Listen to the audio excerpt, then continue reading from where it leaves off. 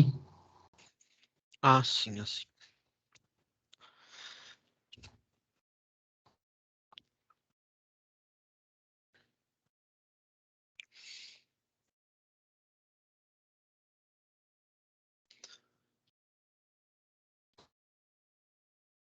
Né?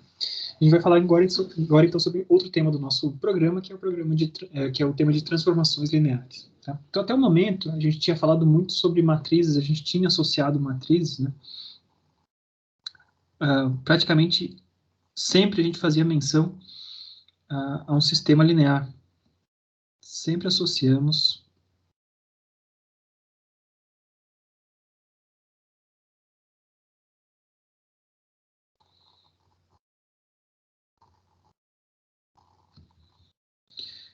a um sistema de equações, né?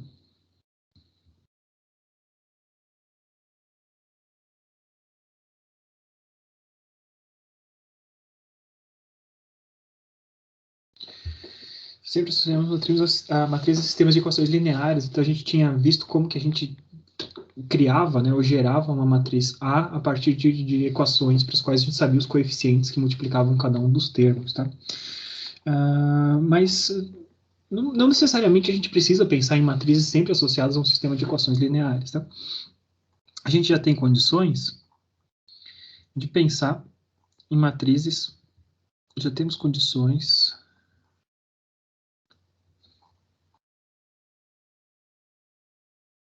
de pensar em matrizes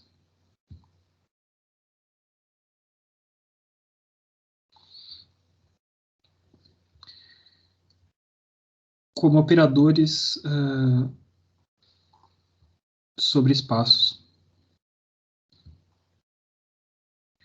Então, se eu pego vetores de um determinado espaço e aplico uma matriz sobre um determinado vetor, a gente está transformando esse vetor, está mapeando esse vetor para um outro lugar. A gente pega um espaço, né, de origem, né, aplicando essa matriz sobre esse espaço de origem, ela conduz para um outro espaço, para um espaço diferente. Né? Pode ser o mesmo espaço, sim, mas ele está mapeando um vetor. Né? Então, basicamente, a gente pode pensar, né,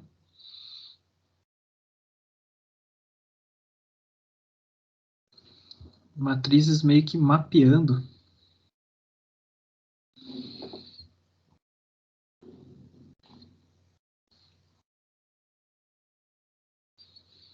vetores para outros vetores.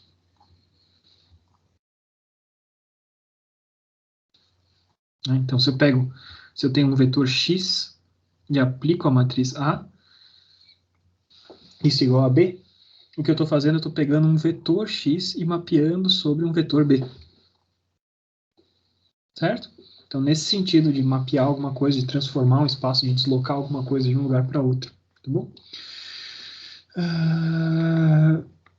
Então, quando eu pego alguma coisa, algum vetor que está no espaço nulo, por exemplo, né? Então, se x pertence ao espaço nulo dessa matriz, a mapeia x para o vetor nulo. É isso que quer dizer estar no espaço nulo, né? Qualquer vetor que faça parte do espaço nulo, ao aplicar aquela matriz, ele resulta no vetor nulo. Então, pega aquele vetor, aplica o efeito daquela matriz sobre o vetor é transformar ele no vetor nulo. Tá? No caso geral, né, se um x é um x qualquer, né, todo x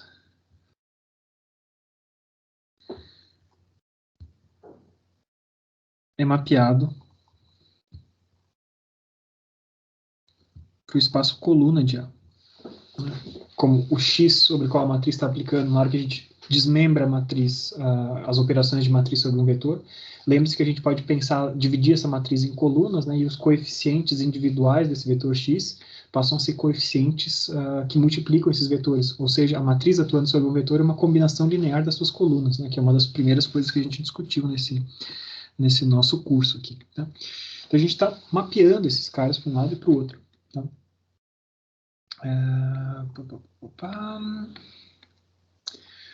Muito bem. Então, basicamente, o que uma matriz faz é deslocar espaços de um lugar para outro, tá bom? Então, O que a gente pode dizer, né, dentro desse contexto como um todo, a gente pode falar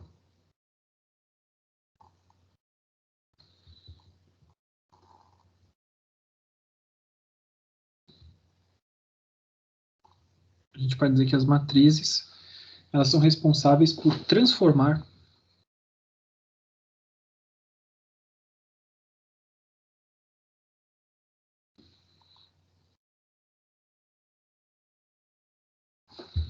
transformam vetores. E por isso, daí vem o nome de transformação linear. Tá? Algumas transformações são interessantes, alguns tipos de operações são interessantes. Tá? Então, por exemplo, se eu pegar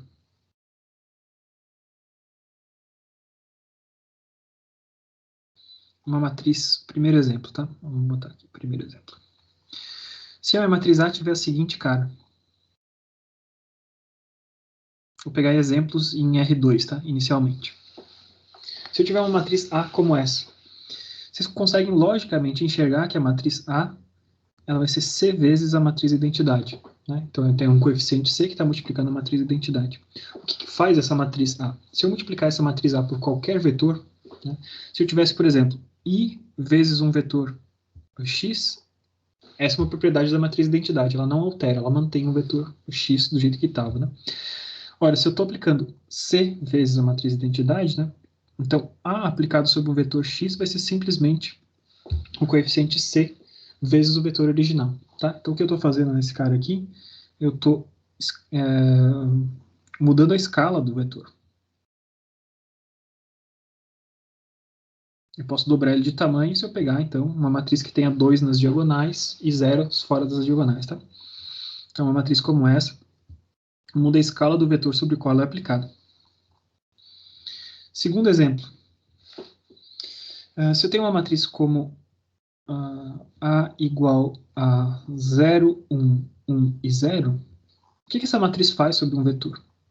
Então, se eu estou aplicando A vezes X, tá? E digamos que X tem a cara X1 e X2, tá? Quando eu faço A vezes X, o que aconteceu? Qual que é o resultado disso? A primeira linha vezes esse cara vai dar um X2 e a segunda linha vezes esse cara vai dar o X1. O que eu estou fazendo aqui, então? Eu estou refletindo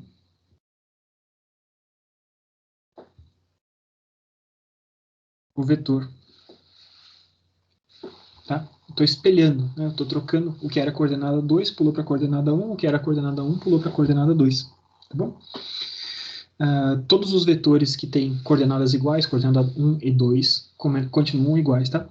Então, o que eu estou fazendo? Eu estou refletindo o vetor com relação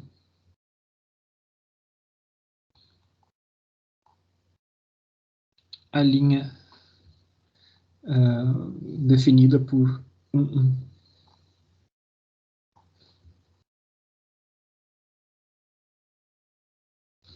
Então, eu estou em R2 aqui. Essa aqui vai ser a minha linha definida por 1, 1, né? X e Y. Isso aqui é X igual a Y. Ou seja, a linha definida por 1, 1. Se eu pego qualquer vetor e aplico essa matriz A, ele vai refletir esse cara para o outro lado dessa matriz, tá bom? Então, digamos que eu tenho um vetor que fosse 1, 2, 3 e 1. Tá o vetorzinho aqui. Esse é o pontinho aqui. Vetor 3 e 1. Na hora que eu aplico essa matriz A sobre ele, ele passa a ser o vetor 1 e 3. Ou seja, ele vem para cá. Ou seja, isso aqui vai ser A vezes o X. X é igual a 3 e 1, A vezes o X, ele está refletido para o outro lado dessa linha que passa 45 desse camarada. Tá? Nesse primeiro caso, o que estava acontecendo? Eu tenho, então, estou em R2, X e Y aqui. Eu tinha um vetorzinho X qualquer. Aplicando essa matriz A sobre ele, ele passa a ter uma nova escala. Então, se o vetor X era aquele, esse aqui é o vetor A de X. Né? Se C for maior do que 1, eu estou aumentando o comprimento desse camarada. Tá? Terceiro exemplo.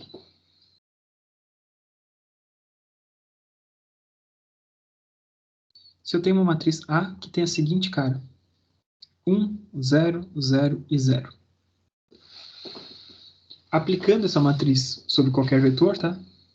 Quando x tem a carinha lá que a gente tinha visto de x1 e x2, a vezes x vai ser igual a um vetor que tem x1 e 0. Então, o que eu estou fazendo aqui? Eu estou projetando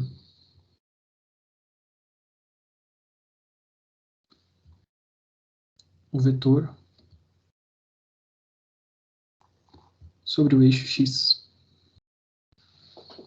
Tá? Em R2 aqui eu tenho um determinado vetorzinho, x e y, né? O x1 e x2, então.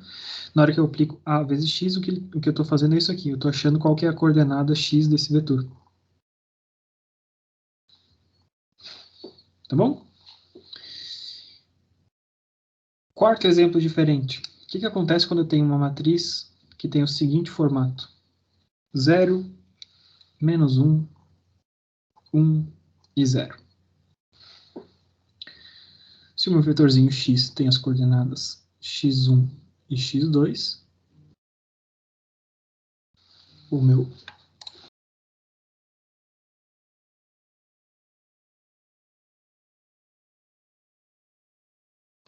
desculpa, eu estava tocando o telefone, mas é número desconhecido. Então, se eu tenho a vezes x, o que me acontece agora é que eu tenho um vetorzinho menos x2 e x1. O que isso representa no plano R2? Então, vamos lá. X e y, né, como sempre a gente tem aqui um vetorzinho como esse. Digamos que eu tenho um vetor que valha 1 e 1, ou 2 e 2, vai. Acabei desenhando 2 e 1 aqui, vai. Então, tem esse vetorzinho 2, 1.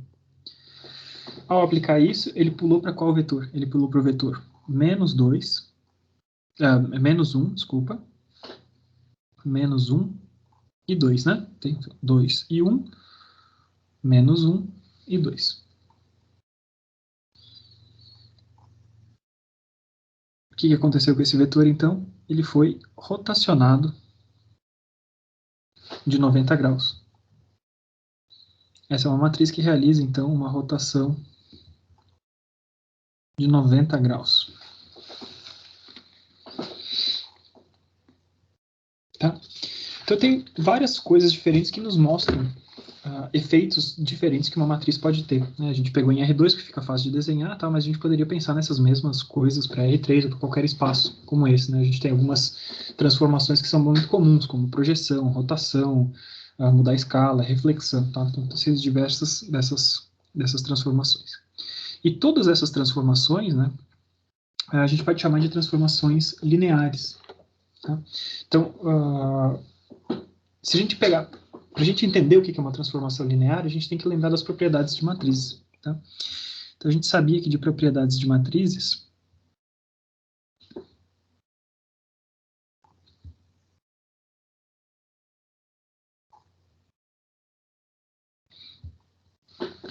a gente tinha algumas coisas diferentes. Tá?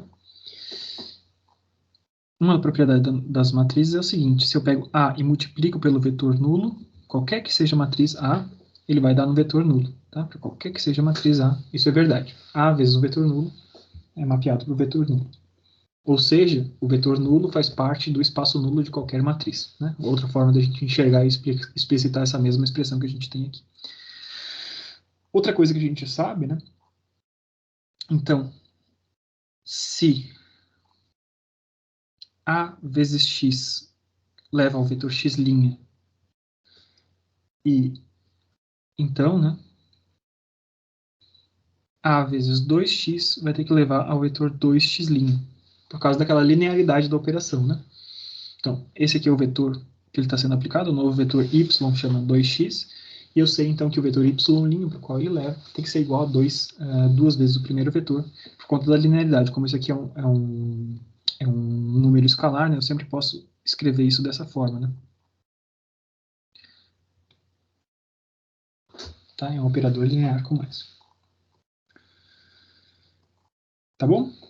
Então, a gente sabe disso, né, que A vezes Cx vai ser igual a C vezes AX, por conta da linearidade da operação. Outra coisa que sempre é verdade, tá? se eu tenho A vezes X indo para X' e A vezes Y indo para Y', então A aplicado sobre o vetor X mais Y tem que ser, tem que levar para o vetor X mais Y'. Por conta da distributividade desse camarada, né? A gente sabe que A vezes X mais Y vai ter que ser igual a A vezes X mais A vezes Y.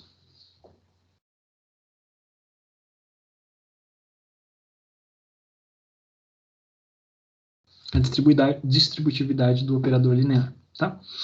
Então, essas são propriedades que nos dizem como é que funcionam essas operações por matrizes. Tá? Na verdade, o que a gente está enxergando aqui, né, a partir dessas propriedades de matrizes, né, se a gente olhar para todas as propriedades de matrizes, isso aqui está diretamente relacionado, existe uma relação muito clara com combinações lineares.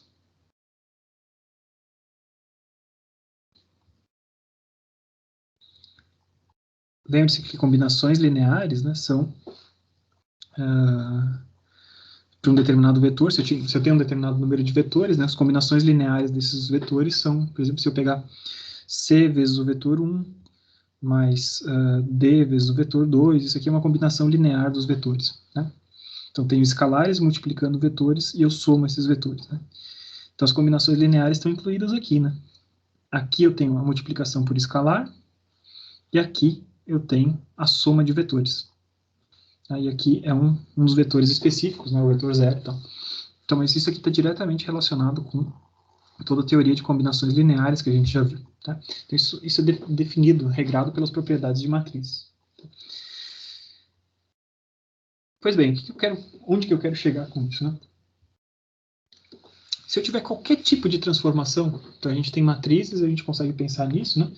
Consegue pensar nisso claramente, mas qualquer tipo de transformação para as quais isso aqui seja verdade,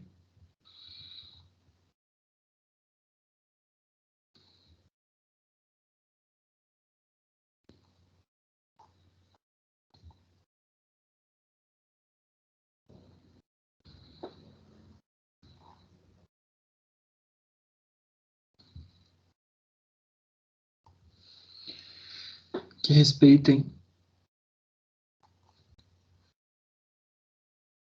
esse camaradinho aqui,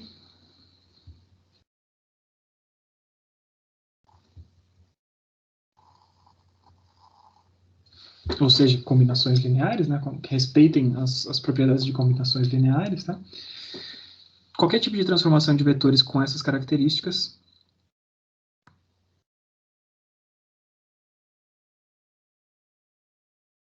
pode ser chamada de uma transformação linear.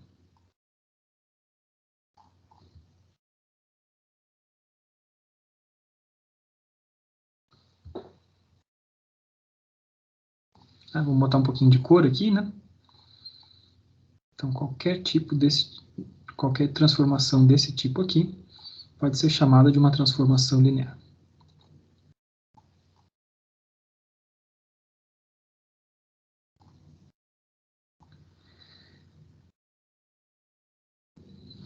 Tá bom? Se a gente entender ainda vetores como uma forma mais ampliada de coisas, não apenas pontos em R2, por exemplo, mas como naquele sentido de vetores que eu apresentei para vocês dentro da álgebra linear, como conjuntos de coordenadas que podem ser coisas que a gente não consegue misturar, tá? A gente consegue expandir o conceito de transformações lineares para outras coisas. Tá? Então, a gente sabe que matrizes que representam sistemas lineares, elas são, sim, né, são transformações lineares, né, elas respeitam essas condições. A vezes um vetor cx mais dy vai ser igual a c vezes o vetor ax mais d vezes o vetor ay. Isso está respeitado naturalmente pelo nosso conceito de matrizes mais relacionado aos sistemas lineares de equações, por exemplo. Só que isso é verdade para qualquer tipo de espaço vetorial, tá? E a gente tinha visto, né, mencionado pelo menos, que os espaços vetoriais poderiam ser espaços diferentes. Tá? Eu poderia ter, por exemplo,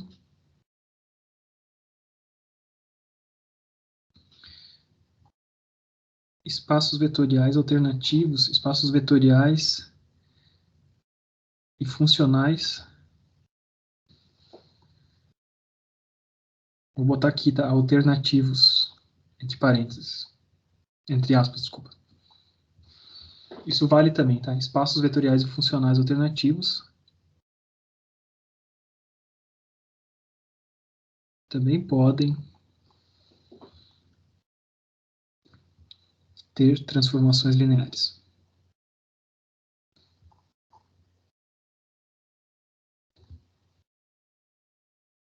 O que eu quero dizer com isso, tá? Então, um exemplo. Vamos imaginar o espaço de polinômios do terceiro grau. Tá? Então, polinômios do terceiro grau, que formato que esses caras podem ter? Eles vão ter uma coordenada, por exemplo, A0, mais uma coordenada A1, que multiplica T, mais uma coordenada A2, que multiplica T quadrado, e mais uma coordenada A3, que multiplica T ao cubo. Tá? Então, os polinômios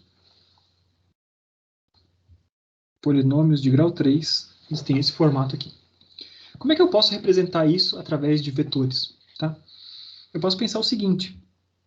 Eu posso pensar que a base desse espaço, né, como é que eu represento esse espaço? Uma base possível, não a única, tá? Uma base possível é eu ter os seguintes vetores, né? Não quero escrever besteira aqui. Então, uma base para esse cara, eu poderia ter o vetor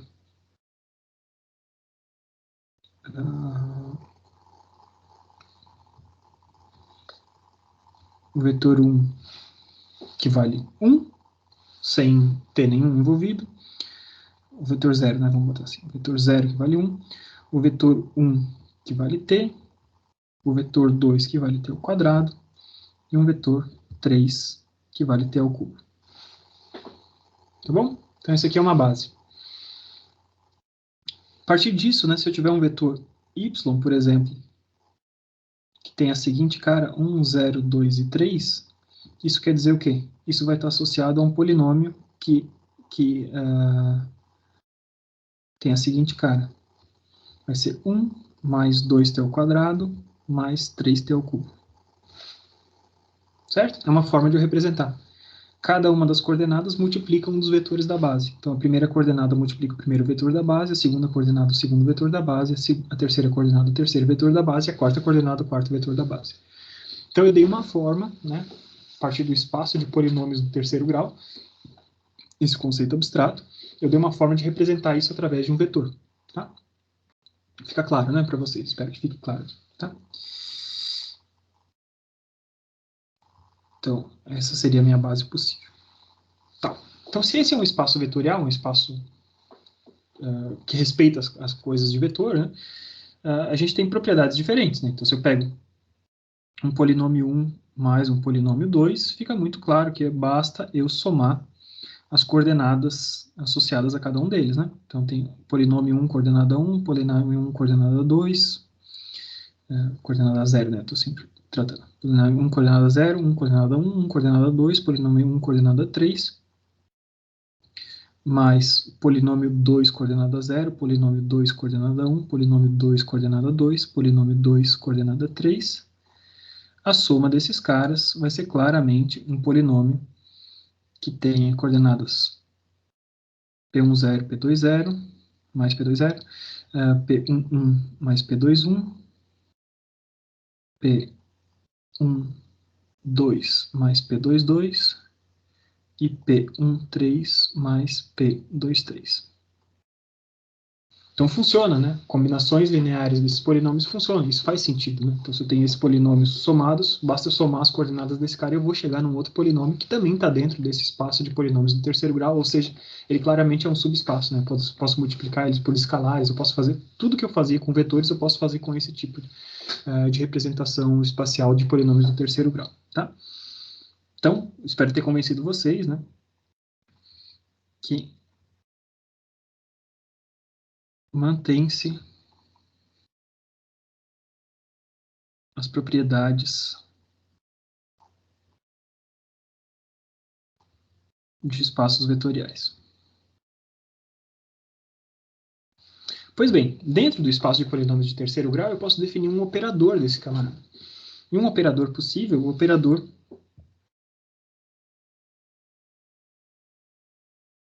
derivada. E a gente vai ver que esse cara aqui vai ser uma transformação linear.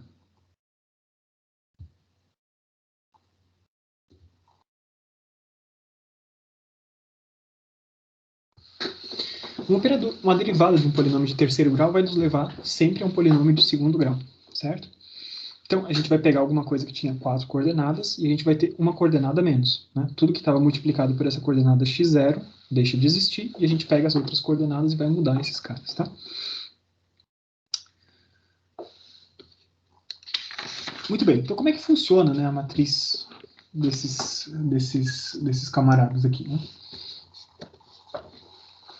Então, um operador que atua, por exemplo, sobre o vetor x0 vai ter que dar zero, tá?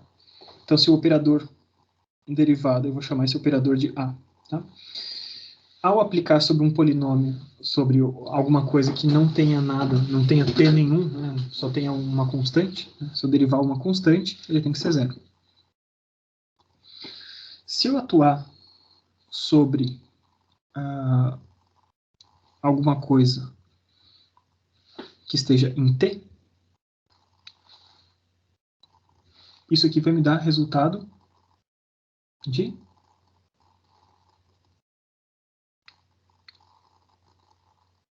a coordenada anterior.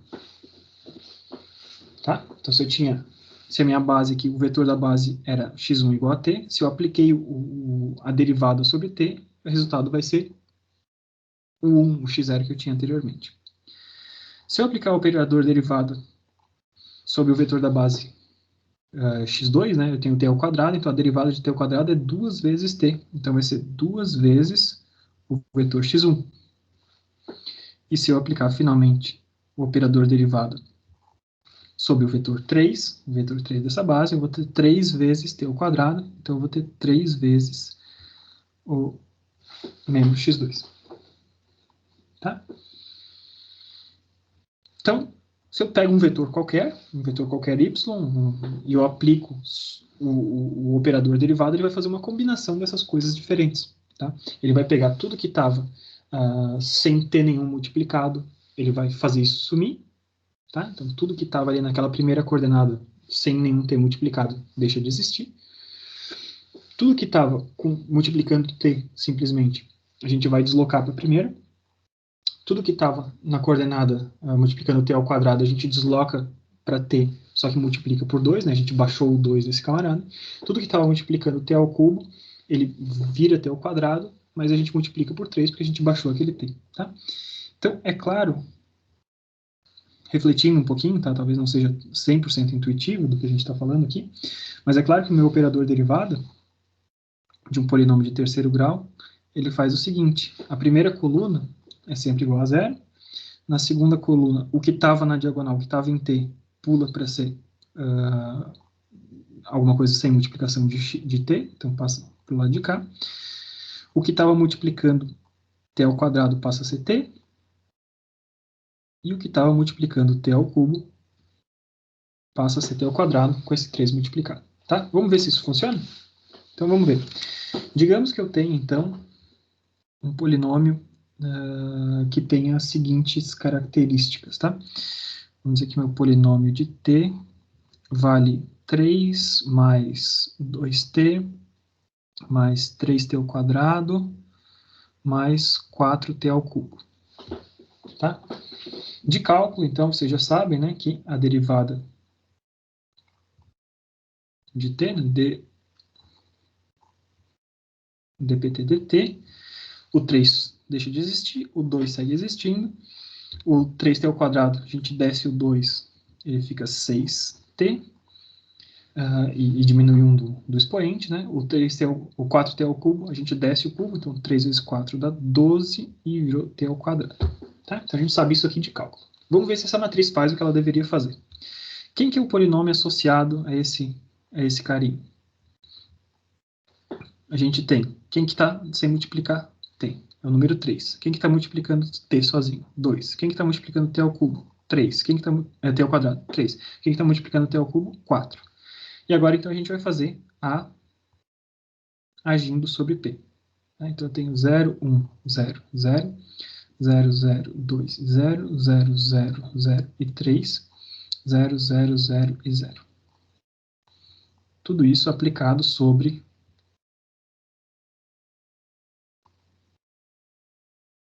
E agora a gente vai fazer, vamos ver se deu certo a nossa tarefa, tá? Então, fazendo a primeira linha vezes esse cara, então 0 vezes 3 dá 0, 1 vezes 2 deu 2, tá? 0 vezes 3, 0 vezes 3, tá? Segundo termo desse camarada, 0 vezes 3 deu 0, 0 vezes 2 deu 0, 2 vezes 3 deu 6, né? E 0 vezes 4 deu 0. Terceiro termo desse camarada, 0 vezes 3 deu 0, 0 vezes 2 deu 0, 0 vezes 3 deu 0, 3 vezes 4 deu 12. E a última linha desse cara, 0 vezes 3 deu 0, 0 vezes 2 deu 0, 0, 0, 0, 0, deu 0.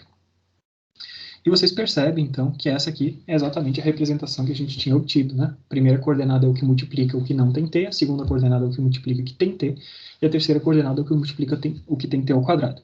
Então ficou claro que essa aqui é um operador derivado, e esse operador derivado, tá, ele vai funcionar, ele vai agir da forma como ele deveria agir para todos os nossos polinômios que a gente tinha anteriormente. Tá? Esse é um operador linear, é uma transformação linear sobre esses polinômios de terceiro grau dentro desse espaço vetorial. Tá bom?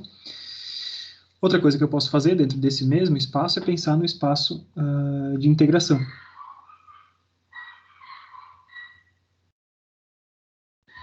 E por que é legal pensar no espaço de integração? Ele também vai ser um operador linear, tá? Também vai ser uma transformação linear.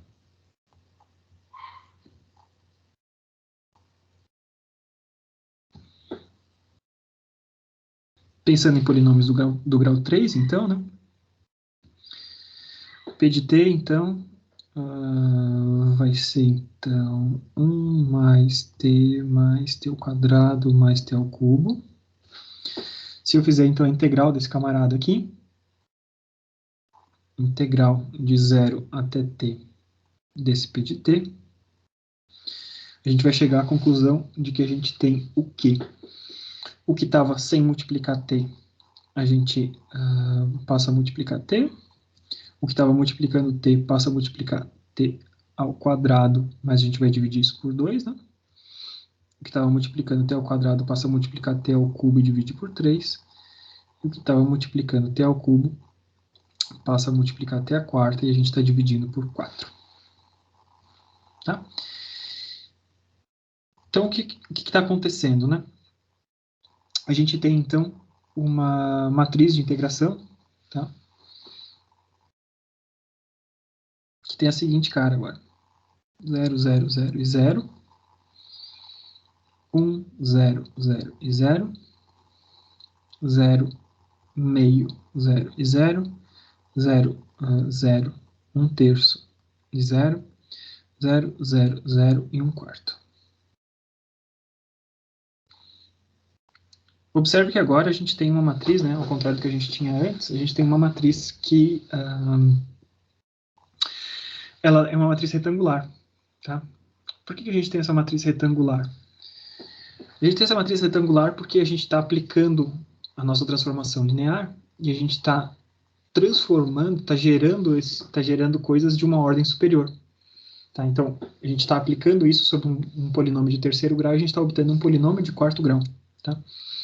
Na verdade, se a gente fosse pensar para o nosso operador derivado que a gente tinha antes, a gente sempre estaria reduzindo um grau dessa matriz. Né? Então, percebam que essa primeira linha aqui, essa primeira coluna, desculpa, dessa matriz seria dispensável, basicamente. Né?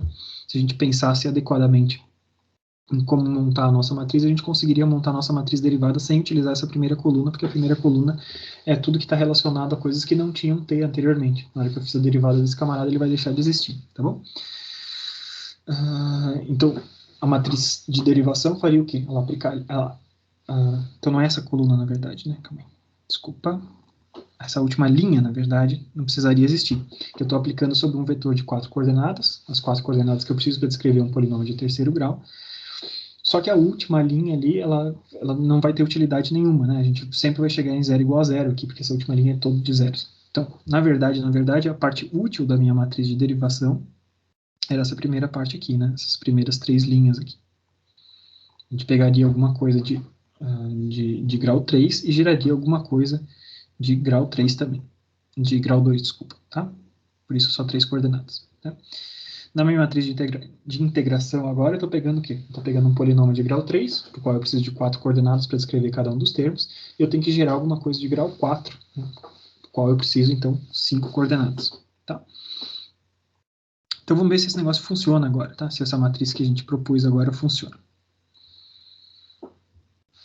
Então, se eu tiver uma matriz como essa, né, integral desse camarada aqui, vamos aplicar, então, digamos que o meu polinômio valha da mesma forma que antes, né? Quanto é que tinha dito? 3, 2, 3, 4. Tá? Então, vamos aplicar agora essa outra matriz. Vamos chamar de outra coisa aqui, né? Não de A. Vamos chamar de B aqui. Tá? Matriz B é a matriz de integração. Então, B aplicado sobre o P vai ser o seguinte. Eu tenho 0, 0, 0 e 0. 1, 0, 0 e 0. 0, meio, 0 e 0. 0, 0, 1 terço e 0. 0, 0, 0 e 1 quarto. Tudo isso multiplicado pelo meu vetorzinho 3, 2, 3, 4. Isso vai nos dar o quê? Então, 0, primeira linha 0 vezes o outro cara, deu 0. Beleza? Segundo camarada que a gente tem, então, 1 vezes esse outro vetor, coordenada deu 3. Meio vezes esse outro vetor, coordenada deu 0 vezes 3 deu 0, meio vezes 2 deu 1. Terceiro cara, 0 vezes 1, deu 1 aqui também, né? 1 terço vezes 3. E o último camarada deu 1 quarto vezes 4, deu 1 também. Ou seja, a integral daquele meu polinômio original, né? Tinha p de t igual a 3 mais 2t mais 3t ao cubo mais 4t ao quadrado, 3t ao quadrado mais 4t ao cubo. E eu peguei a integral desse p de t entre 0 e t. Isso aqui vai me dar, então, 3t, né? 0 vezes nada deu 0 ali. 3t mais t ao quadrado mais t ao cubo mais t à quarta. Tá? Então tá coerente com o que a gente precisava, né? A gente está aumentando sempre um grau e dividindo por aquele mesmo valor e a gente acabou cortando esses caras. Então ficou coerente desses dois caras. Tá? E o que é bacana a gente ver, então, se a gente pensa em pegar uma função, derivar ela e integrar ela logo em seguida, né? Se eu fizer a sequência de operações nesse sentido, né? Então, se eu pensar numa sequência de... Pego o P de t, faço dp dt, e depois faço a integral de dp dt, eu teria que voltar ao P, certo? Então, nessa sequência de operações, o que eu estaria fazendo, né? Eu estaria pegando o meu vetor P, representa esse cara, aplicando a derivada, e depois de aplicar a derivada, eu estou aplicando a integral, tá? Então, é isso que eu estou fazendo sobre o vetor P. Então, eu tenho que ver o que acontece quando eu faço essa sequência de coisas, né? Quem que é essa matriz? Se isso aqui tem que ser igual a P, tá? Para esses caras aqui, B vezes A vezes P ser igual a P, B vezes A só pode ser igual à identidade. E vamos ver se funcionou, então, né? Então, se a gente pensa nas nossas matrizes da forma como a gente tem elas ali, como um todo, tá? Eliminando a primeira parte, ou, na verdade, acrescentando mais uma coluna naquela matriz para as dimensões baterem, tá? Porque eu tenho que ter matrizes que consigam operar os polinômios de quarto grau também, tá? Então, A seguindo a mesma lógica do que eu tinha antes, era 0, 0, 0 e 0. 1, 0, 0 e 0, 0, 2, 0, 0, 0, 0, 3 e 0, 0, 0, 0 e 4. Essa é a minha matriz derivada, que consegue derivar também polinômios do quarto grau, tá? E a minha matriz integral, como a gente tinha visto antes, eu tenho 0, 0, 0, 0, 1, 0, 0, 0, 0, meio, 0 e 0, 0, 0, 1 terço e 0, 0, 0, 0 e 1 quarto. Na hora que a gente faz a aplicação de B sobre A, tá, a gente começa a ver, a gente vai ter que chegar a alguma coisa coerente no sentido de multiplicação desses camaradas, tá? Então, eu tenho B vezes A.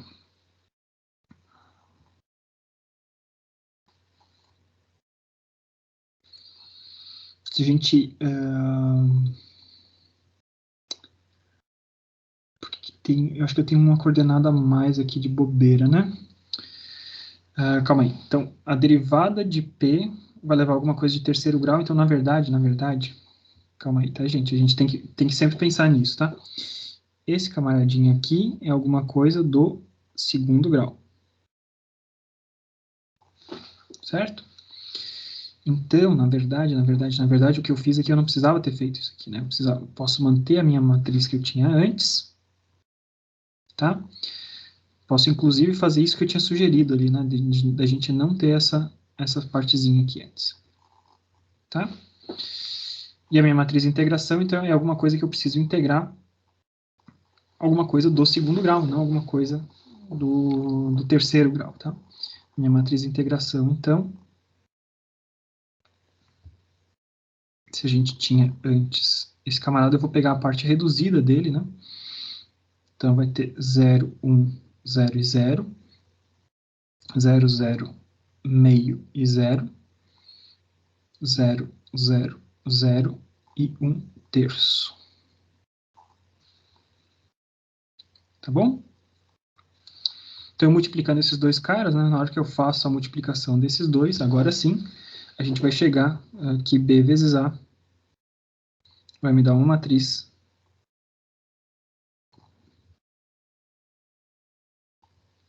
dessa forma, certo? Basta vocês fazerem ali as operações todas, né? Acho que, na verdade, dá até 4, né? Então, A, B vezes A... Tem isso aqui, dá 1. Então, é uma matriz 4 por 4 que dá, né? Claro.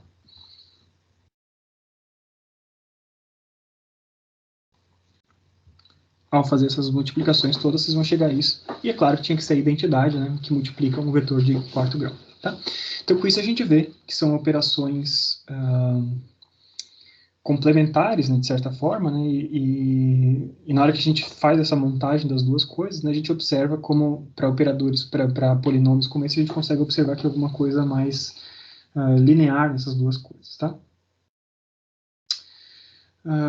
Muito bem, muito bem, muito bem, muito bom. Tá, acho que talvez a gente tenha que...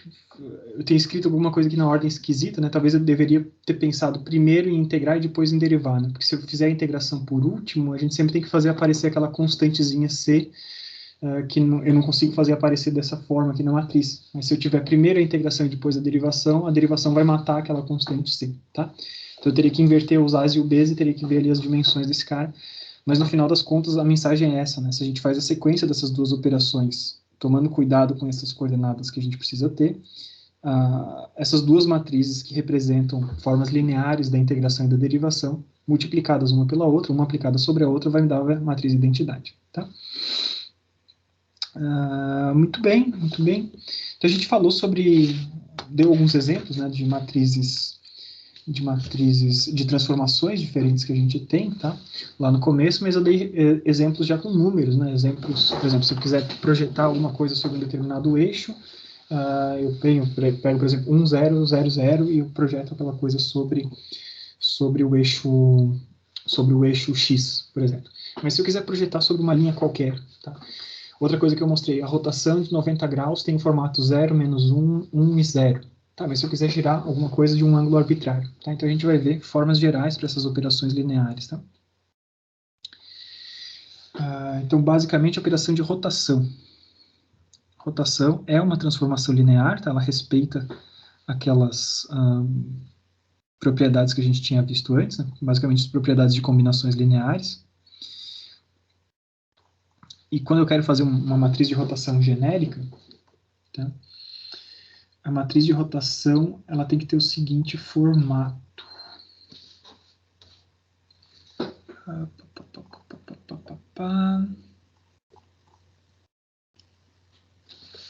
Só deixa eu fazer aqui, só quero ver se eu só tenho os exemplos em duas dimensões.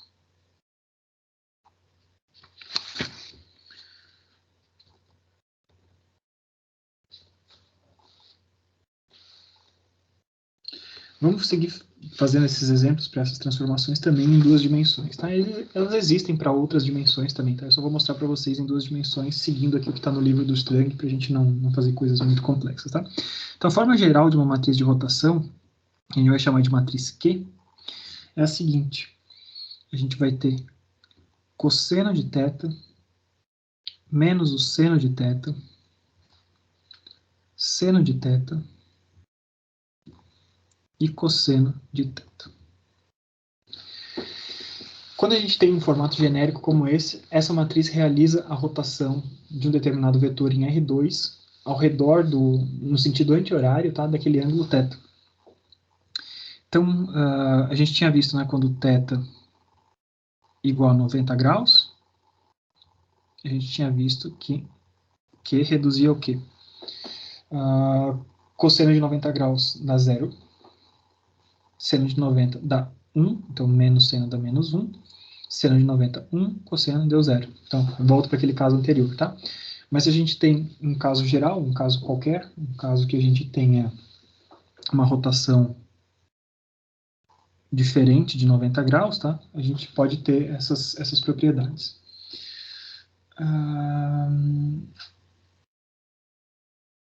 Então vamos ver o que acontece, né? Se esses caras aqui conservam. Por exemplo, uma outra coisa interessante da gente ver, né? Matriz de rotação. Se eu não rotaciono, se eu mantenho o vetor na mesma posição que ele está, eu estou querendo dizer o quê? Que eu estou deixando a rotação em 0 graus, tá? Então, se a rotação está em 0 graus, isso aqui tem que virar identidade. Aplicado sobre um determinado vetor, eu não posso alterar aquele vetor, tá? Então, cosseno de 0 dá 1, seno de 0 dá 0, então dá 0. Seno de θ, seno de 0 dá 0, e cosseno de 0 dá 1. Então, matriz de identidade. Então, está coerente, né? Se eu não rotaciono, se eu mantenho o vetor na posição que ele está, eu tenho a matriz de identidade. Tá? É isso que quer dizer não rotacionar, manter a rotação em 0. Tá? Então vamos ver se esses caras, o que acontece quando a gente aplica desses camaradas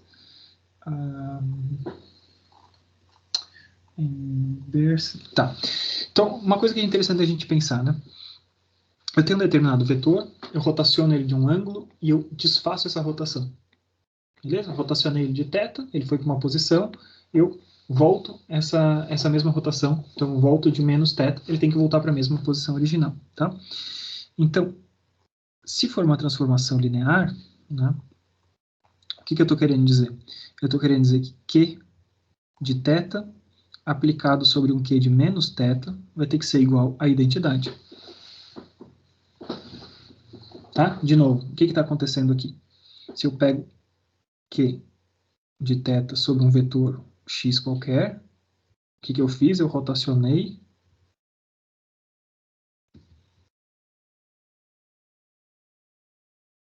do vetor x pelo ângulo θ. E quando eu pego Q de menos θ, daquele vetor original,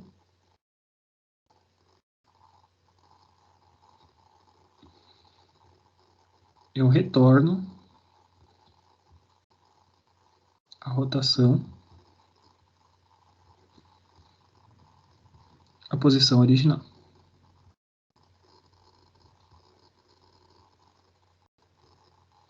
Certo? Vamos ver se isso funciona agora, né? Então, Q de θ e Q de menos θ. Q de θ, então, vai ser cosseno menos seno, seno cosseno.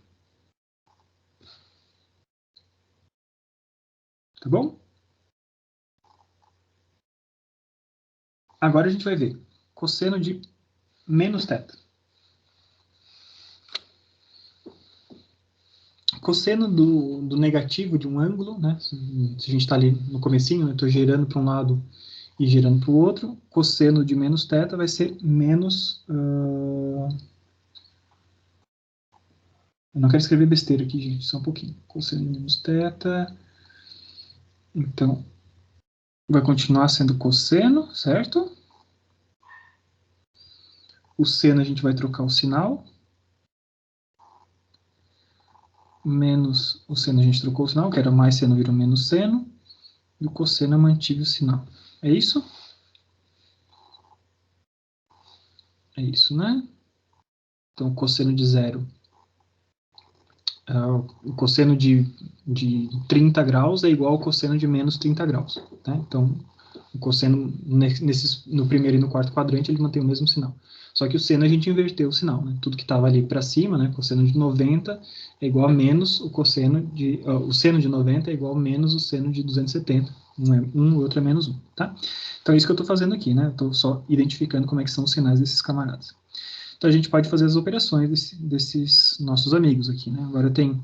Essas duas matrizes estão operadas. Então, isso aqui é a rotação de θ. Isso aqui é a rotação de menos θ. Tá? Com cosseno de θ igual a menos cosseno. Cosseno de θ igual a cosseno de menos θ. E seno de θ igual a menos seno de menos θ. Tá? Então, substituir na forma básica ali, a gente fez isso. Agora a gente vai ver. Então, eu tenho cosseno vezes cosseno, tenho cosseno ao quadrado, menos seno vezes menos seno, tenho mais seno ao quadrado. Em seguida, cosseno vezes seno, menos cosseno vezes seno. Seno vezes cosseno, tenho cosseno, seno, menos cosseno, seno. Isso aqui virou zero, esse cara aqui virou zero. E, finalmente, eu tenho cosseno ao quadrado, seno ao quadrado mais cosseno ao quadrado. E a gente tem nossa identidade trigonométrica, né? Cosseno ao quadrado mais seno ao quadrado de qualquer ângulo, isso aqui é igual a 1. Ou seja, a gente chegou na matriz identidade. Q de θ vezes Q de menos θ, isso aqui vai ser igual à matriz identidade. Como deveria ser, né? Se eu rotacionei um vetor por um ângulo θ, desrotacionei pelo menos θ, voltei na matriz identidade, voltei na posição original, tá? Muito bem, tá? E a gente observa o seguinte, né? Olhando para esses camaradas aqui, a gente observa o quê? Como eu desfazer a rotação me leva até a matriz identidade, né? Então, a gente percebe que Q transposto vai ser igual a Q na menos 1. Tá? Então, observe que Q na menos θ, a gente observou que vai ser igual a Q de θ transposto. Né? Só troquei os sinais aqui dos caras que estão fora da diagonal. E como eu multipliquei ele pelo Q de θ vezes Q transposto e deu identidade, eu percebi que Q de θ é a sua inversa. Beleza? A gente poderia fazer várias coisas diferentes aqui, mostrando que se a gente pega um ângulo θ e um ângulo φ e faz as rotações progressivas, se eu giro de φ e depois giro de θ, vai ser a mesma coisa que eu girar de θ e depois girar de φ, e que as posições finais são exatamente as que a gente deveria ter, tá? Então, isso funciona. Então, basicamente, o que a gente está fazendo é, em R2, a gente está pegando um determinado vetorzinho, girando ele de um ângulo θ qualquer, tá? E isso seria equivalente a gente pegar o quê? A gente pegar a coordenada x desse camarada, a coordenada y desse camarada, e cada uma dessas coordenadas a gente girasse de θ, tá? Isso daria exatamente o que a gente precisaria, tá? Então, ao fazer isso, a gente chegaria onde a gente precisaria chegar, tá? Beleza. Segundo caso interessante. Primeiro caso, como é que eu marquei? Marquei em azulzinho ali, tá? Então, vamos lá. Outro caso interessante é o caso projeção. O que a gente tinha visto antes? A gente tinha visto que quando eu tenho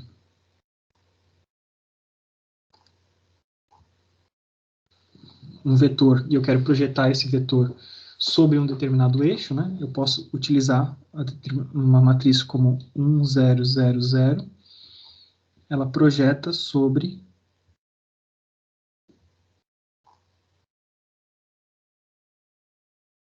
o eixo x. Então a gente escolhe qual que é a componente x do vetor sobre o qual eu aplico isso, tá? Mais para uma reta genérica,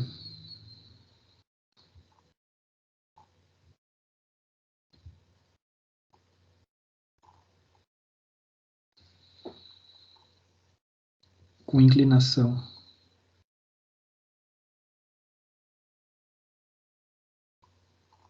θ, tá? Utilizando mesmo a inclinação θ, a gente pode também fazer o operador projeção tem um formato diferente.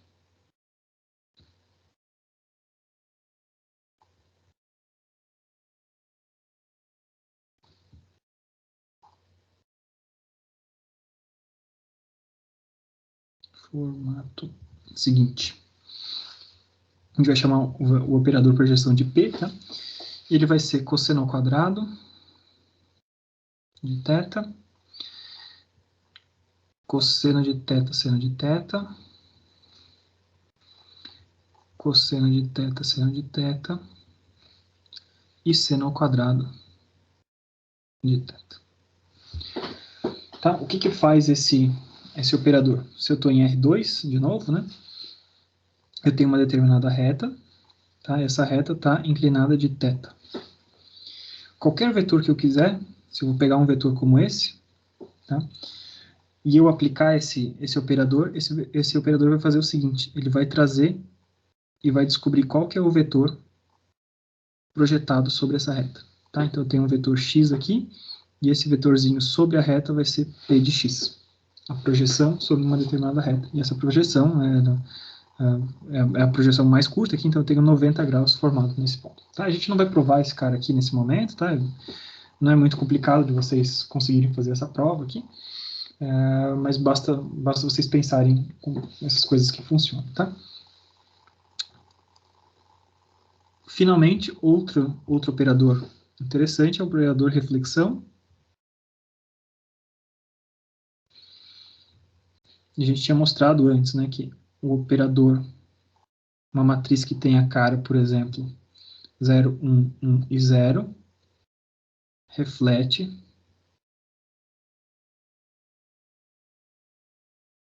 um vetor segundo uma reta x igual a y em R2. A coordenada que era x vira y vira x, então basicamente o que você está fazendo, você está refletindo ao redor de para o outro lado, usando aquela reta x igual a y como um espelho. Tudo que estava para um lado vira para o outro, e tudo que estava sobre essa linha segue sobre essa linha.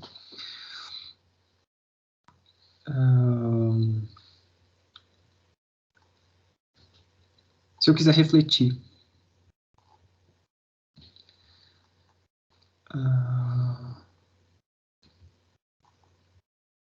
ao redor de uma reta genérica,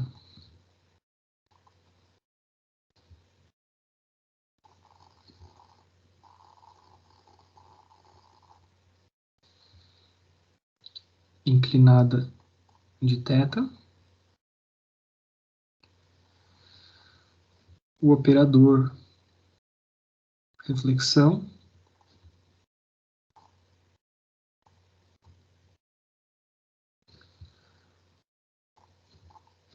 tem o seguinte formato.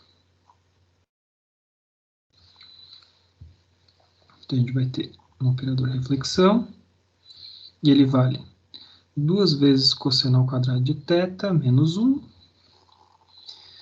2 vezes cosseno de θ, seno de θ, 2 vezes cosseno de θ, seno de θ, e 2 vezes seno ao quadrado de θ menos 1. Tá bom? Se vocês veem θ igual a 45 graus, né, que seria o caso ali de cima, uma reta igual x igual a y, θ vai ser igual a 45 graus, né, ou π sobre 2. Substituindo esses valores aqui todos, vocês vão ver que esse negócio funciona, né? Então, cosseno de 45 graus da raiz de 2 sobre 2, isso aí é o quadrado dá 1 meio, então 2 vezes 1 meio deu 1, 1 menos 1 deu 0, esse primeiro carinha aqui virou 0, e depois você tem cosseno de 45 graus raiz de 2 sobre 2, seno de 45 graus raiz de 2 sobre 2, então raiz de 2 sobre 2 vezes raiz de 2 sobre 2 dá 2 sobre 4, né? Ou seja, 1 meio vezes 2 deu 1. Então, a gente retorna aquela primeira matriz que a gente tinha anteriormente, tá? Mas isso aqui, ela dá conta de fazer essa reflexão ao redor de qualquer matriz que a gente, de qualquer linha que a gente tem. Então, a gente está em R2, eu tenho uma reta qualquer que está inclinada de 1 θ. Eu tenho um determinado vetor aqui, e esse vetor vai refletir para o outro lado dessa linha. Tá? Se esse aqui é o meu vetor x, esse cara aqui vai ser o vetor Rx, refletido ao redor dessa linha ali. Tá? Então, essas são algumas das possíveis transformações lineares que a gente tem. São formas interessantes da gente ver, né? Toda transformação linear ela pode ter associado uma forma matricial, mesmo que a gente esteja falando de transformações de espaços funcionais, como eu mostrei para vocês, de derivadas, integrais e tal. Se ela se comporta como uma transformação linear, a gente sempre vai conseguir achar formas matriciais para esse camarada aqui, tá? Beleza. Então agora a gente está em condições, agora sim, da gente retornar e falar do outro grande tema, né? A gente vai fazer uma pequena introdução, a gente tem mais uma meia horinha aí. A gente vai falar sobre ortogonalidade, que é um conceito que a gente ainda não tinha explorado totalmente aqui. No curso a gente falou brevemente quando a gente estava introduzindo vetores. Acho que a gente chegou a falar, né? Quando a gente estava introduzindo vetores sob a ótica da geometria analítica, né? A gente tinha começado a mencionar a existência de operadores que não apenas operadores de produtos por escalar e soma de vetores, né? A gente falou especialmente de produtos por escalar e de somas, né? Para a gente chegar em combinações lineares, mas a gente mencionou, acho lá na primeira aula do curso, mencionou alguma coisa sobre operadores diferentes, né? Então, o que são vetores ortogonais? Tá? Para a gente saber o que são vetores ortogonais, a gente tem que pensar no produto interno, no produto escalar ou produto interno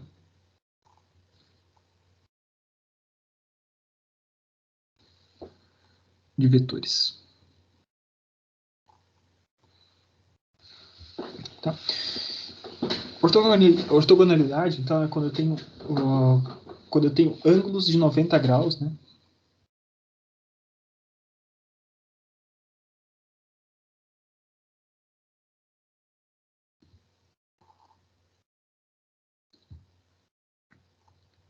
Entre vetores, por exemplo.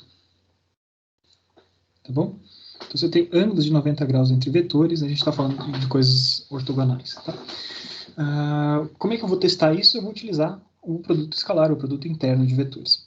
Quando a gente está numa ótica de álgebra linear, tá? O produto escalar, o produto interno, a gente pode interpretar ele, né? A gente tinha visto isso, interpretar o produto escalar, o produto interno, como simplesmente operações coordenada por coordenada.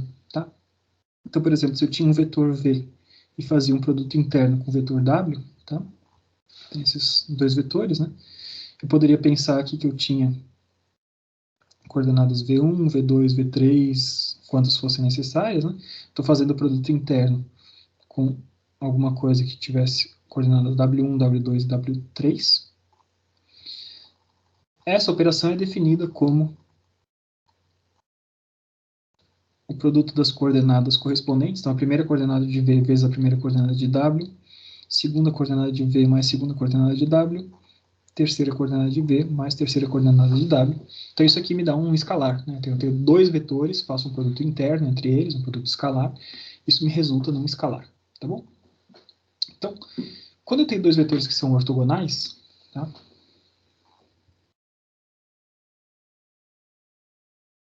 Se V e W são ortogonais,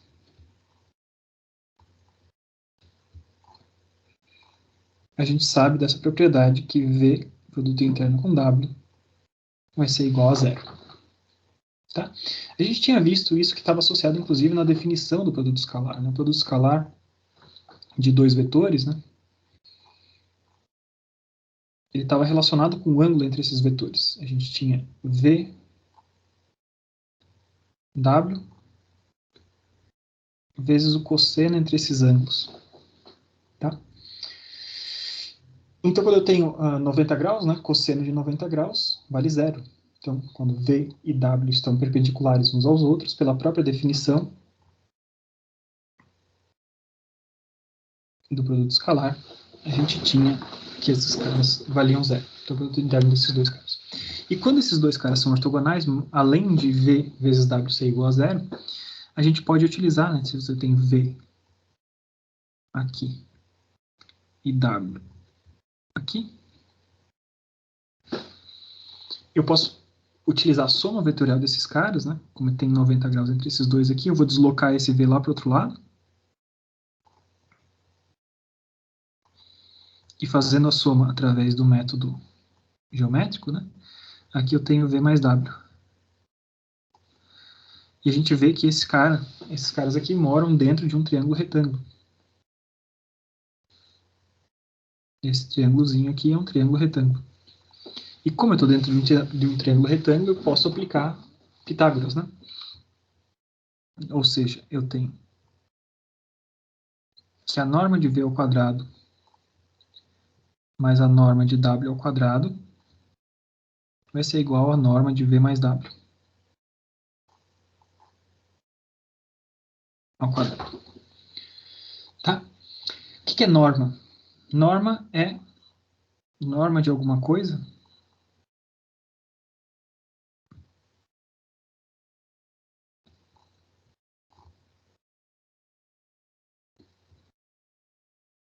é seu comprimento.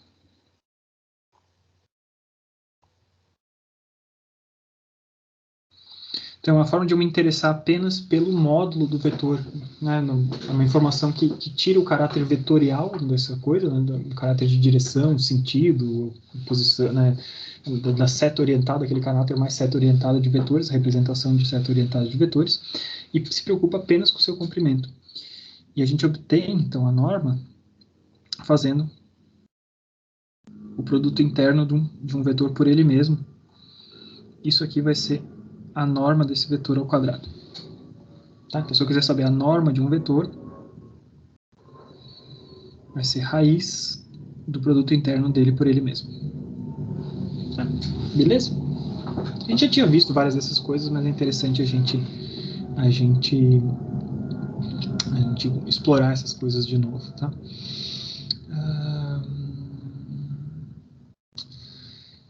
Beleza? Tá? E é interessante a gente pensar, né? Por que esse cara aqui vale, né? Então, se a definição da norma é esse cara aqui, quanto é que vale? Norma de V mais W vai ser o quê? Vai ser raiz de V mais W, produto interno V mais W. Tá? Só que o produto interno, ele respeita, né, várias propriedades de distributividade, comutatividade e tal, né? Então, dentro dessa raiz, por conta das propriedades do produto interno, eu posso escrever isso aqui, né? Mais V interno W, mais W interno V, mais W interno W.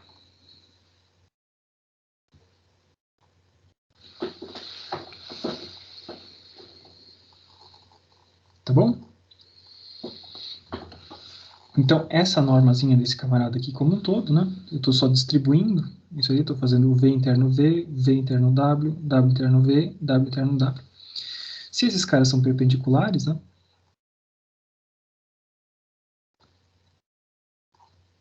V interno W igual a zero, W interno V igual a zero, então esses dois caras aqui são iguais a zero. E a gente tem, então, raiz de V, V,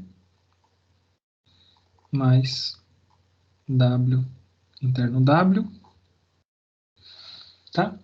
Elevando os dois lados ao quadrado, a gente chega, então, que V mais W, norma ao quadrado, vai ser igual a V interno V, mais W interno W, e isso, por definição, é a norma ao quadrado de V, mais a norma ao quadrado de W, tá? Então, só provamos ali a nossa expressãozinha que estava desse jeito aqui, só para a gente mostrar por que esse negócio vale quando esses caras são perpendiculares, tá bom? Então, quando esses caras são perpendiculares, esses termos cruzados são zero e a gente consegue chegar nesse cara aí. Então, a gente vai voltar a falar um pouquinho sobre aqueles espaços das matrizes que a gente falou, né, de espaço coluna, espaço linha e tal. E a gente vai falar sobre ortogonalidade entre espaços. Tá? E para a gente chegar, então, nesse ponto, a gente tem que pensar em definir o que são espaços ortogonais. Tá? A gente definiu ortogonalidade entre vetores, a partir da operação entre vetores. Tá? Então, a gente vai falar de espaços ortogonais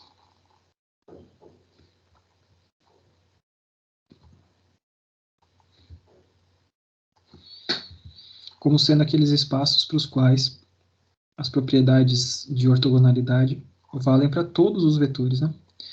Quando que dois espaços vão ser ortogonais? Então, um espaço Vzão vai ser ortogonal a um espaço Wzão se para todo vetorzinho Vzinho pertencente a V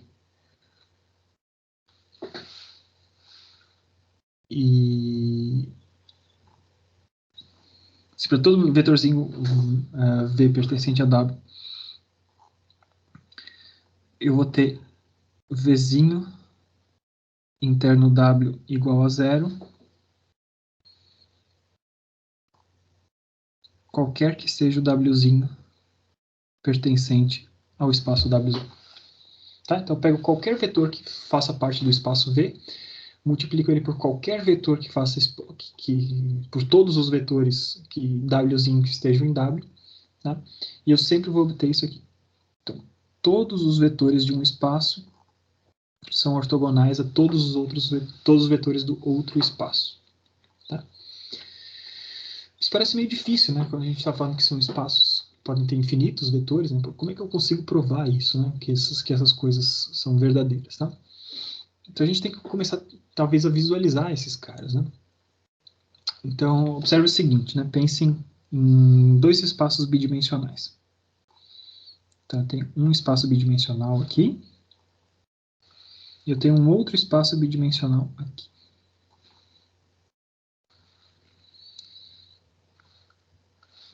Isso seria a representação desses vetores, tá? Se isso aqui é um espaço vetorial Vzão, e esse cara aqui é um espaço vetorial Wzão, qualquer vetor que more dentro de V, ele está dentro desse plano representado aqui pelo V, tá? E dentro desse V, a gente vai...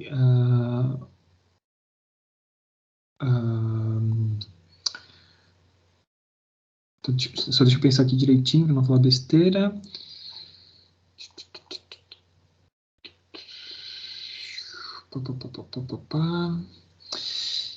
Esses dois espaços, tá? Eles não são ortogonais.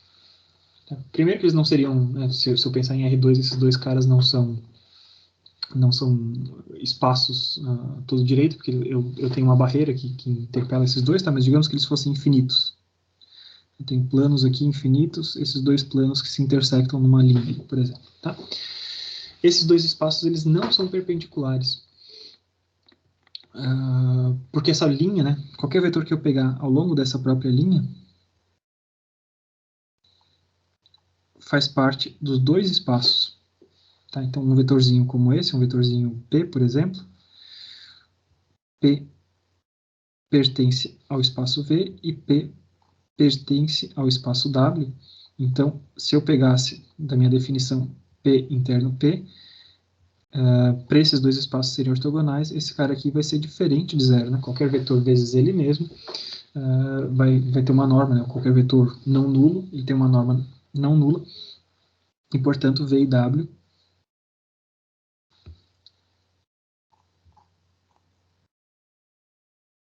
não são ortogonais nesse caso.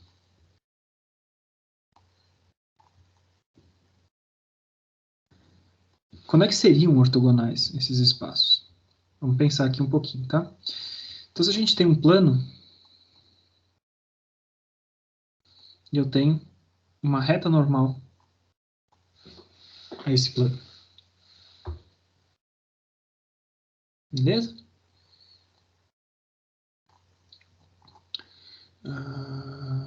Então, qualquer vetor que está dentro desse plano aqui de baixo, ele vai ser perpendicular a qualquer vetor que está nessa reta que sai desse plano. Então, esse aqui seria, digamos, o meu espaço W, esse aqui seria o espaço V. Eu tenho um Vzinho, um vetor W. Qualquer V que eu pegar dentro desse plano, eu posso pegar um V apontando para o lado de lá, um V apontando para o lado de cá, um V apontando para o lado de cá. Todos esses Vzinhos, eles são perpendiculares a essa linha que é perpendicular ao plano. Tá? Então, V e W são espaços ortogonais.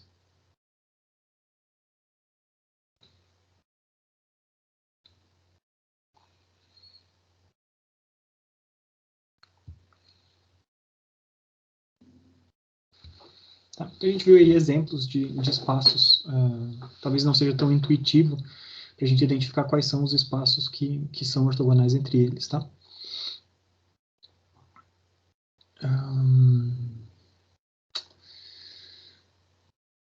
Tá bom. Por que esse espaço aqui, que a gente tinha denotado primeiro, né, não pode ser ortogonal? Dimensão de V vai ser igual a dimensão de W, né? Temos planos, e esses caras têm dimensão 2. Se a gente está em R3, né, o nosso espaço tridimensional que eu estava representando aqui, né, a gente percebe o quê? Que a dimensão de V mais a dimensão de W vai ser maior do que a dimensão do espaço inteiro.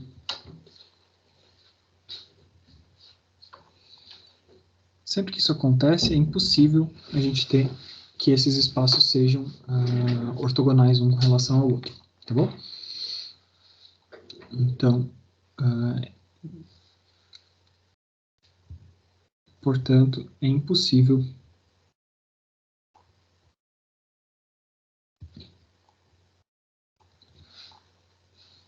que V seja ortogonal a W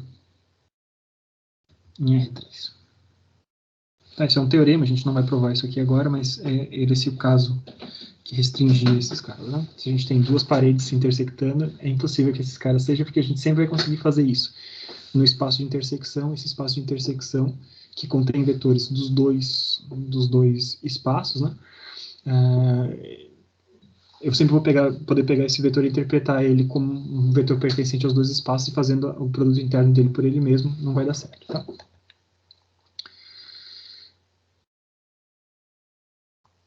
Então, quando é que vai dar certo? Quando é que vai dar certo essa ortogonalidade desses caras?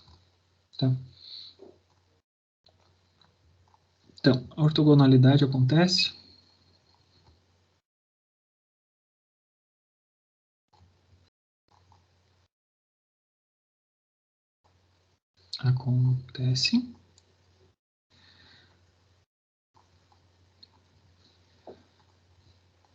quando a intersecção dos espaços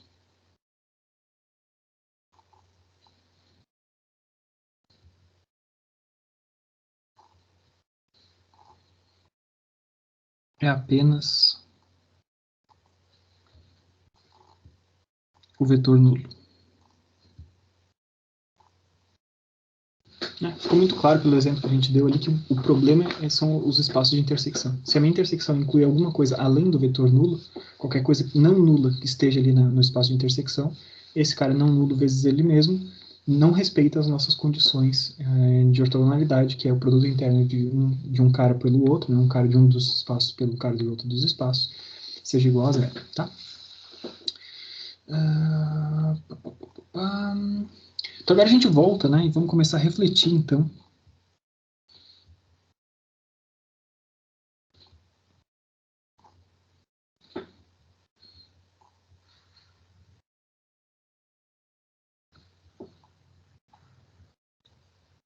sobre os subespaços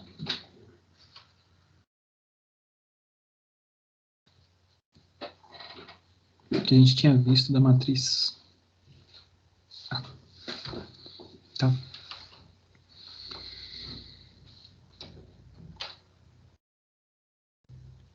Então, o que a gente vai enxergar? Vamos pensar de novo ali no nosso caso de AX igual a zero. Tá? AX é igual a zero quando X pertence ao espaço nulo de A. Certo? Tranquilo, né? Então, se AX é igual a A, eu estou dentro do espaço nulo de A quando X respeita essa equação. O que a gente está observando quando eu estou fazendo essa operação de A vezes X? Então, eu tenho a linha 1 de A, tá? Então, A1I, linha 2 de A, até a linha M de A. E eu estou multiplicando esse camarada aqui pelo vetor X.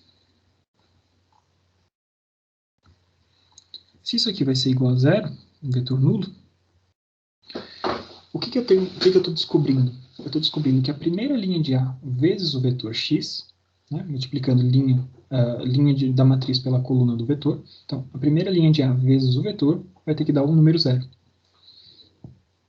Ou seja, A1i vezes os xi's todos, né? Vai ser igual a zero. A2i vezes os xi's dá zero, e assim por diante até a linha M de A mi vezes os xi's dá igual a zero. Então, observe que cada uma dessas equações que eu escrevi aqui é um produto interno, né? Na verdade, o que eu estou fazendo? Eu estou escrevendo aqui a linha 1, produto interno, vetor x. Linha 2, produto interno, vetor x. Tá? Então, isso aqui são coisas equivalentes, né? O que eu estou escrevendo de um dos lados desse cara e do outro lado desses caras. Ou seja, quando x faz parte do espaço linha desse cara, né, até a linha M, desculpa, vezes x.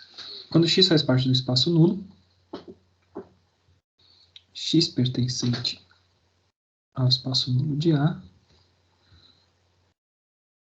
C e somente C, x é perpendicular a todas as linhas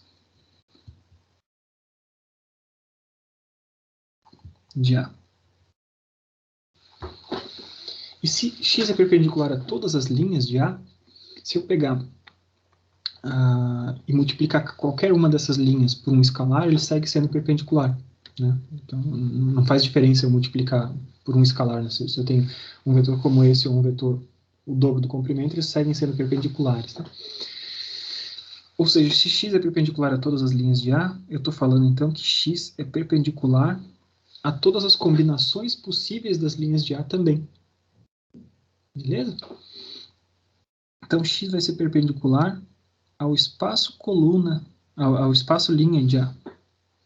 E se x está no espaço neutro, né, no espaço nulo, eu estou dizendo para vocês que o espaço nulo de A vai ser perpendicular, vai ser ortogonal ao espaço linha de A. Tá bom?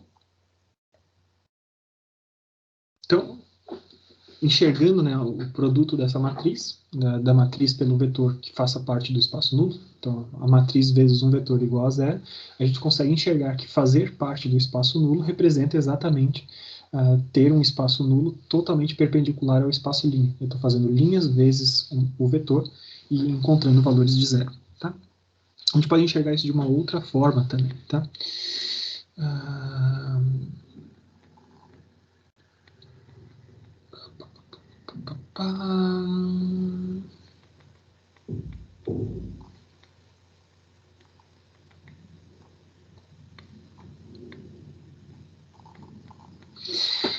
Então, como é que eu posso enxergar isso dessa outra forma? Né?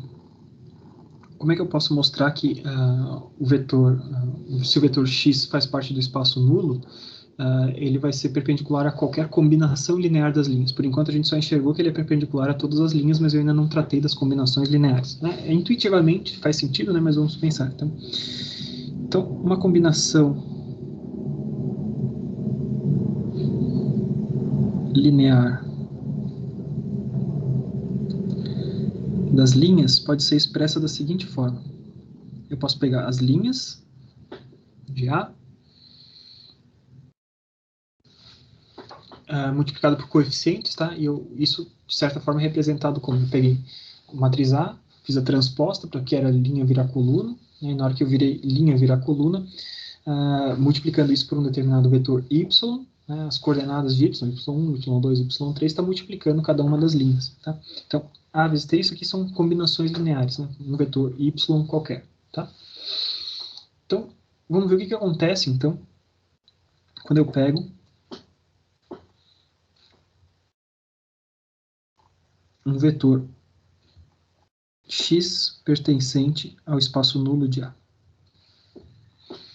Tá? Então, o que eu vou fazer? Então, A vezes AT vezes Y, isso aqui é um vetor, tá?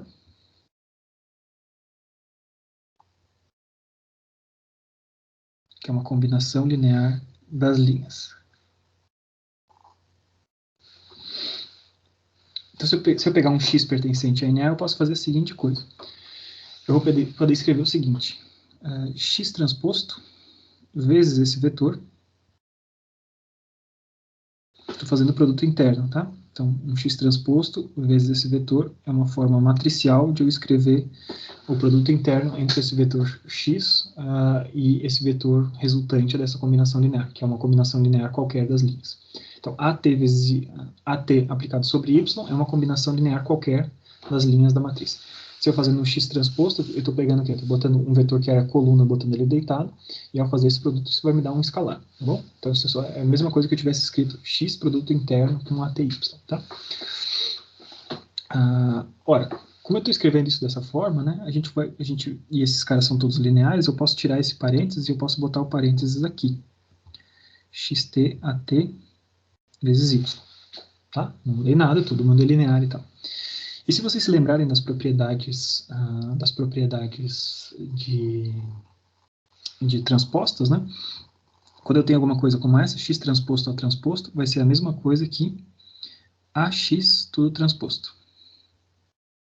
Tá? Isso está valendo nas nossas propriedades de transpostas. Tá? Quando eu tenho um produto matriz-vetor e eu quero transpor esse produto matriz-vetor, eu transponho em todo mundo invertendo a ordem. Se tinha um vetor vezes a matriz, vai virar a matriz vezes o vetor. Tá? Então agora eu tenho ax transposto vezes y. Só que x faz parte do espaço nulo. Tá? Então se x faz parte do espaço nulo, a vezes x dá zero. Então eu tenho o vetor zero transposto vezes um vetor y qualquer, e zero vezes qualquer outra coisa dá o zero. Tá? Então está provado. Qualquer que seja a combinação linear dos vetores das linhas de A, qualquer que seja esse y, se eu pegar e multiplicar com um vetor x que faça parte do espaço nulo, a gente descobre que para qualquer combinação linear a gente vai obter esse cara igual a zero. Tá? Então isso prova que o espaço nulo é perpendicular a todo o espaço linha da minha matriz. Tá bom?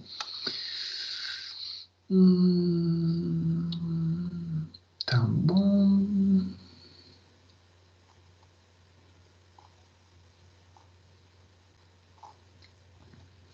E agora a gente vai ver os outros subespaços, tá? Então a gente refletiu primeiro sobre o espaço nulo da matriz e o espaço linha. E agora a gente vai refletir sobre os outros dois subespaços. E a gente vai observar o seguinte. Se a gente começasse o raciocínio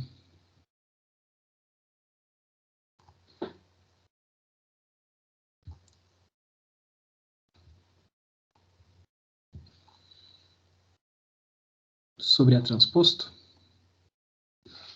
se a gente começasse o raciocínio que a gente recém fez sobre A transposto, a gente ia chegar nas conclusões apenas transpondo tudo que tinha, tá? Então a gente vai chegar à conclusão que o espaço nulo da matriz transposta, ou seja, o espaço nulo à esquerda, vai ter que ser obrigatoriamente perpendicular ao espaço coluna de A. Só troquei os transpostos, tá? A gente poderia fazer esse raciocínio todo de novo, mas acho que é bem intuitivo, né? O raciocínio que a gente fez ali para cima nos mostra o que a gente teria que fazer para raciocinar dessa forma, tá? Então, transponho A originalmente e com A transposto originalmente.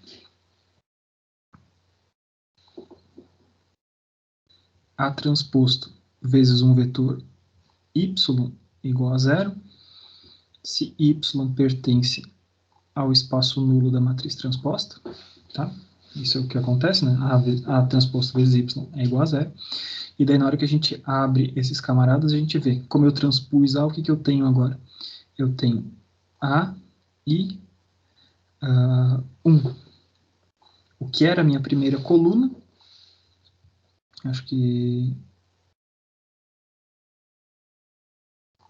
tá tudo certo, isso é. A e 1, o que era a minha primeira coluna, agora virou minha primeira linha.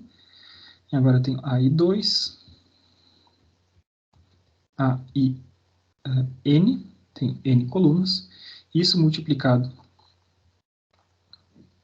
pelos YIs vai ser igual a zero. E eu descubro, então, que se Y faz parte do espaço nulo da matriz transposta, ou seja, o espaço nulo à esquerda, aquele outro espaço que a gente falou, todos os vetores, então, Y pertencente ao espaço nulo à esquerda, é ortogonal a todas as colunas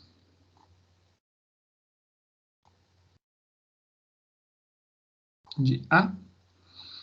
E para a gente pegar todas as combinações lineares das colunas de A, a gente faz aquele mesmo raciocínio e a gente chega a essa conclusão ali, que então todos os vetores do espaço nulo à esquerda têm que ser perpendiculares aos espaços, a todos os vetores que estão no espaço coluna de A.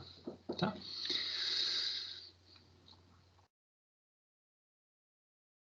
Então, a gente pode voltar àquela nossa figura que a gente tinha desenhado anteriormente, né? Faz mais sentido agora porque a gente tinha desenhado dessa forma. Esses espacinhos compartilhando apenas o ponto zero, né? Lembre-se, se os espaços são ortogonais, eles serão ortogonais apenas. A única coisa que pode ser a intersecção desses espaços é o ponto nulo, né? Então, quando a gente está em Rn e Rm, tá? A gente tem, então, a dimensão de R, e esse é o espaço linha de A, espaço coluna do transposta. O espaço nulo de A, a gente está em Rn, tá? Eles fazem 90 graus um com relação ao outro, e a dimensão desse cara vai ser sempre o N menos o R. Enquanto que em Rm a gente tem, então, o espaço coluna de A, também com dimensão R, é o oposto da matriz, e ele vai ser perpendicular ao espaço nulo à esquerda desse camarada, e esse camarada vai ter dimensão igual a M menos R. Tá?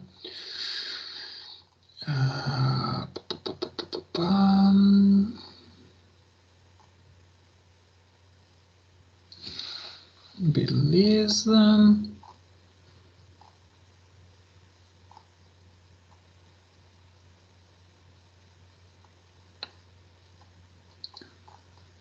Então vamos ver o que ficou faltando aqui.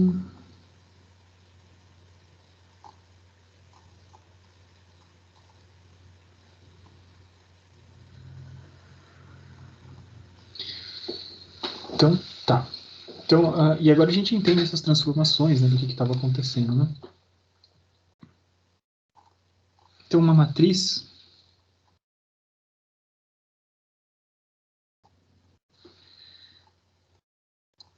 ela age sobre um vetor da seguinte maneira, né? Um x do espaço linha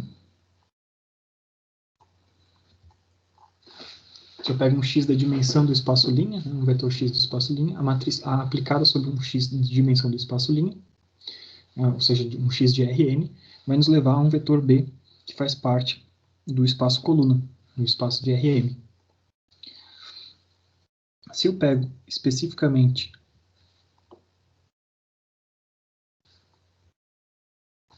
um A multiplicado um x do espaço nulo, isso vai me dar zero. Então eu pego um x que faz parte do espaço nulo, e o x do espaço nulo tem que estar na dimensão Rn, né, porque eu tenho que bater as dimensões dessa matriz. Ele vai apontar e vai levar diretamente ao vetor nulo do espaço de Rm. Tá? Então a gente está começando a entender, a amplificar o nosso entendimento do que são essas operações dessas matrizes. Tá? Então a gente está vendo agora que a gente pode pensar, todos aqueles espaços que a gente estava vendo, eles têm tudo a ver com o tema de ortogonalidade. Né? Então, quais são os espaços para os quais a gente tem todos os vetores de um determinado espaço perpendiculares a todos os outros vetores, está totalmente dentro dos nossos estudos dos espaços das matrizes, espaços nulos, espaço coluna, espaço linha. Tá? Então, a partir da próxima aula, chegamos exatamente 10h35, né, final da aula. A partir da próxima aula, a gente vai continuar falando sobre ortogonalidade, tá? E a gente vai falar sobre outras coisas, a gente vai falar sobre complementos ortogonais. Tá? Então, complementos ortogonais são coisas super importantes e seria uma coisa muito rápida para a gente discutir nesse momento. A gente vai começar a próxima aula ainda discutindo esses nossos espaços diferentes, esses nossos espaços das matrizes, mas introduzindo o conceito de complemento ortogonal. Tá? Então, eu vou parando a gravação aqui, gente. Eu agradeço a atenção de vocês e muito em breve, então, a gente volta com mais aulas falando sobre ortogonalidade de espaços vetoriais. Valeu, gente. Obrigado, professor. Tchau, tchau. Boa noite.